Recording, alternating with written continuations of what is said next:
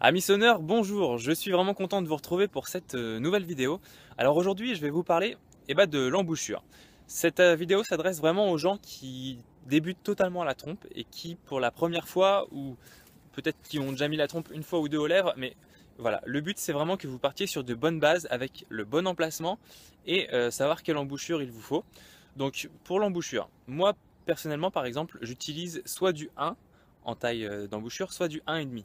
Pourquoi? Tout simplement parce que j'ai des lèvres quand même assez grosses, je ne sais pas si vous l'avez remarqué, mais j'ai des bonnes lèvres et je me sens beaucoup plus à l'aise pour aller chercher les notes graves, et comme j'ai pas de mal à aller chercher les notes aiguës, mais le 1 ou le 1,5 me conviennent très bien.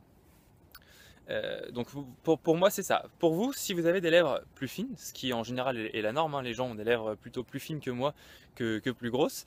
Bref, tout ça pour vous dire que normalement du 0,5, du 0,75 ou du 1 pourra vous suffire. En règle générale, je pense que l'embouchure la plus utilisée, ça doit être du 1, à mon avis.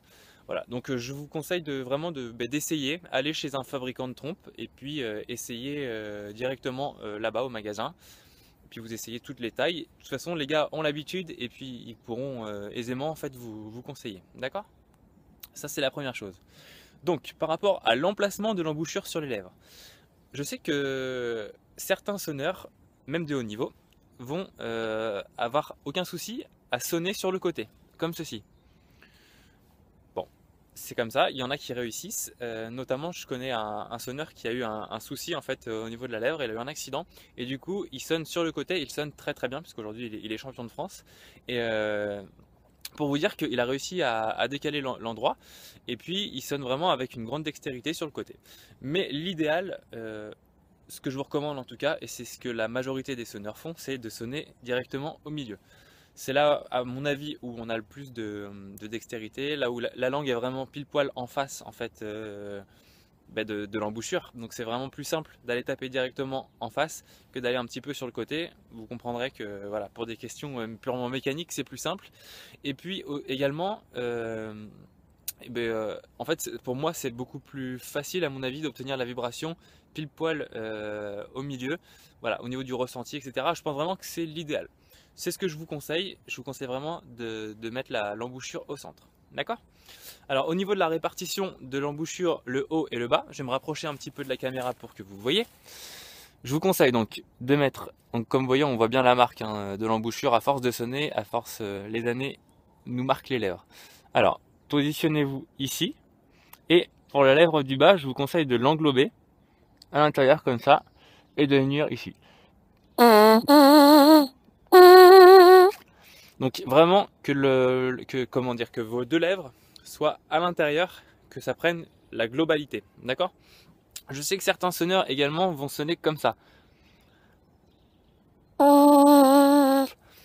Moi, je trouve vraiment pas que ce soit l'idéal. Après, il y en a qui se débrouillent bien comme ça aussi, mais là, c'est pareil, hein, la norme, la majorité des gens, et donc le plus grand nombre de sonneurs qui réussissent à sonner comme il faut, sonnent en mettant les deux lèvres vraiment à l'intérieur, comme je vous ai montré sur la vidéo.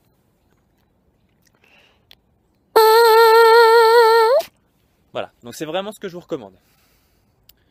Par rapport donc je vous ai parlé de la taille de l'embouchure, je vous ai parlé de la position. Oui, je voulais aussi vous dire, je ne sais pas si vous avez remarqué, mais quand je sonne, il se forme ici un coussin d'air, un petit coussinet, et un coussin d'air également en bas. Ces deux coussins d'air, qu'on appelle souvent des coussinets, nous permettent d'avoir en fait d'être un petit peu comme sur un matelas et de pouvoir conserver une bonne motricité, d'être vraiment mobile au niveau du bas du visage, du masque. Parce que quand on sonne, c'est ce que vous avez pu voir en fait sur la vidéo précédente où j'ai le bonnet et je suis en manteau d'hiver là. Vous avez pu vous rendre compte que vraiment quand on sonne, le masque bouge énormément et il y a besoin du coup d'avoir vraiment une mobilité grande, et le fait d'être sur ce coussin d'air permet d'avoir cette mobilité. C'est vraiment ce que je vous recommande. Donc à la fois on est en appui sur les dents, et à la fois on permet quand même au coussinet d'être vraiment très mobile, d'accord? Il ne faut pas du tout, quand on sonne, être figé, totalement figé et appuyer très fort sur les lèvres. Ça, c'est vraiment pas quelque chose qu'il faut faire. Il y a également une chose dont je voulais vous parler, c'est le fait d'appuyer sur les lèvres ou non. Alors comme je vous disais, il faut ce petit coussinet en haut et en bas et il faut aussi être en appui tout de même sur les dents. Par contre, ne venez pas non plus totalement appuyer très fort sur le haut de la lèvre, et ça je vous l'ai expliqué dans mon article Le secret de nos lèvres, qui a eu d'ailleurs pas mal de commentaires, beaucoup de gens l'ont vu et l'ont apprécié, j'ai bien l'impression. Bref, retournez voir cet article qui vous explique que en appuyant trop fort sur votre lèvre, et ben, vous allez couper l'arrivée en sang et la circulation du sang dans vos lèvres. Et comme vos lèvres sont un muscle, elles ont besoin d'être alimentées en sang régulièrement. C'est un petit peu comme quand vous vous endormez, vous savez, le soir, vous vous endormez sur votre bras. Et ben, une heure après ou une demi-heure après, vous vous réveillez. Ça vous réveille, en fait, vous n'avez plus tout de sang dans la main, dans le bras, et votre bras, vous pouvez même plus le soulever, il tombe. Bref, c'est exactement la même chose, vous n'avez plus de force, vous avez des fourmis partout. C'est voilà. Quand on sonne, si on appuie vraiment trop fort là-haut, ça fait la même chose, on a des fourmis totalement dans les lèvres. Et après, en fait, on n'a plus de lèvres, hein. Le muscle n'a plus de force et la lèvre ne réussit plus du tout à soutenir ce qu'on lui demande, l'effort qu'on lui demande. Voilà, donc ça c'est aussi quelque chose d'important. Sinon, qu'est-ce que je pouvais vous dire de plus par rapport aux lèvres? Les lèvres, hein, c'est un muscle, donc il faut réussir à vous entraîner régulièrement. En fait, en étant entraîné régulièrement, vous allez entraîner ce muscle des lèvres, et vous allez vous rendre compte de toute façon, si vous arrêtez de sonner pendant 3 semaines, 1 mois, la reprise va être terrible. C'est-à-dire que vous allez pouvoir sonner pendant 5-10 minutes à peine, et vous allez avoir tout de suite les lèvres qui gonflent, et vous allez avoir également des fourmis, vous allez sentir que vous ne pouvez rien faire du tout, le son sera totalement étriqué. Donc c'est vraiment, voilà, c'est un muscle, ne l'oubliez jamais, donc l'entraînement fait que le muscle est entretenu ou pas. D'accord. L'avantage par contre, c'est que tout ce qui est technique, etc. ne s'oublie pas. Donc par exemple, moi j'ai pas sonné pendant plusieurs mois, ça m'est arrivé déjà de ne pas sonner pendant plusieurs mois. Mais mes 18 ans de technique que j'avais appris, au bout de 3 semaines, que je retrouve en fait, musculairement je retrouve mes lèvres, je retrouve le niveau que j'avais directement. C'est normal, hein, en fait, hein, c'est comme le vélo, ça ne s'oublie pas. Tout ce qui est technique, on ne l'oublie pas, il faut juste retrouver la musculature et après c'est reparti. D'accord? Donc ça c'est quand même la bonne nouvelle, c'est qu'on ne perd pas tout, mais il faut s'entretenir musculairement pour réussir à sonner. Voilà, vos lèvres, prenez-en soin aussi durant l'hiver, c'est ce que je voulais vous dire, hein, pour en finir un petit peu avec les lèvres, mais prenez-en soin parce que c'est vraiment votre outil, et quand on sonne, on se rend compte que régulièrement on les mouille même avant de sonner. On fait ça, hop, et on met les lèvres. Pourquoi? C'est pour trouver l'emplacement, etc. On s'ajuste. Sachez qu'en les mouillant à chaque fois comme ça à la chasse ou en sortie de trompe ou n'importe quoi en prestation, dehors il fait froid, etc. Vous mouillez les lèvres, je vous assure que ça gerce, donc faites attention à ça. Voilà, mettez un coup de baume de temps en temps, ça vous permettra de réussir à conserver des lèvres en état pour l'hiver et pas avoir totalement les lèvres gercées. Ok? Voilà, il y a encore une chose aussi pour ceux qui sonnent très régulièrement et qui sonnent à la chasse. Vous savez, il y a des bords par rapport aux embouchures. Certains bords sont assez coupants, d'autres bords sont larges. Alors avec les bords plus fin et plus coupant, il y a des avantages, c'est qu'on a l'impression d'être plus précis, et je pense qu'on l'est d'ailleurs.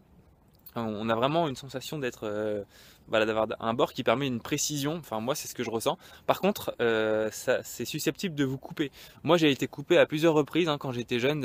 Je sais qu'entre l'âge de 15 et 20 ans je coupais très régulièrement. Donc quand on faisait des sorties de trompe, voilà, j'avais vraiment une coupure. Et après ça cicatrisait, mais je recoupais à chaque fois. C'était vraiment c'était la catastrophe. Je mettais même du sparadrap. Enfin c'était terrible. Toujours est-il que voilà, même si ça vous arrive, c'est pas grave, faites comme ça, faites au mieux. Si vous préférez les bords fins, prenez des bords fins. Moi aujourd'hui je sonne plus qu'avec des bords larges parce que au final je me rends compte que ça marche très bien aussi.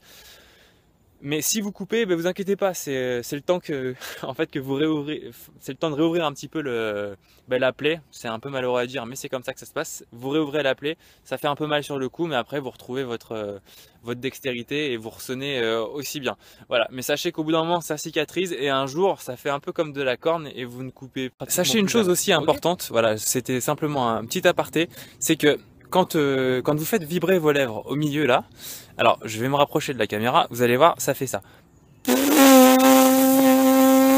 Donc c'est vraiment cette vibration qui va créer le son dans l'embouchure et ensuite dans la trompe, qui va être amplifié par la trompe. Mais cette vibration là, on est capable donc de la faire comme ça, hein, juste en fait en rapprochant les deux lèvres et en étirant un petit peu, en souriant comme ça. Voilà, on crée vraiment la vibration ici. Et c'est vraiment ça qui va faire, regardez. voyez? Donc c'est vraiment la vibration qui va faire, qui va faire le, comment dire, le son dans l'embouchure et ensuite être amplifié dans la trompe. La chose que je voulais vous dire, c'est que pour commencer à sonner, en fait, vous allez vous comprendre qu'en appliquant l'embouchure sur les lèvres, ça va naturellement tendre en fait vos lèvres et tendre vraiment les lèvres l'une sur l'autre, l'une au-dessus de l'autre, et vous n'aurez plus qu'à souffler. Mais il faut vraiment chercher vous-même l'emplacement idéal et la vibration. Et en fait, quand vous placez l'embouchure aux lèvres, l'idéal c'est de mettre un tout petit peu la langue pour écarter très légèrement en fait, faire un tout petit espacement quand même entre les deux pour être quand même à l'aise dans l'embouchure. Ça, je vous conseille vraiment de le faire. D'accord? Surtout si vous êtes en tout début de... si vous êtes vraiment tout débutant, faites ça. Appliquez l'embouchure, donc à l'intérieur les deux lèvres, comme ça. On met un petit peu la langue pour écarter une fois qu'on est dedans. Donc je recommence. Hop. Hop, et là on sonne. Voilà, ça va vraiment permettre en fait d'avoir le bon écartement et de vous positionner idéalement.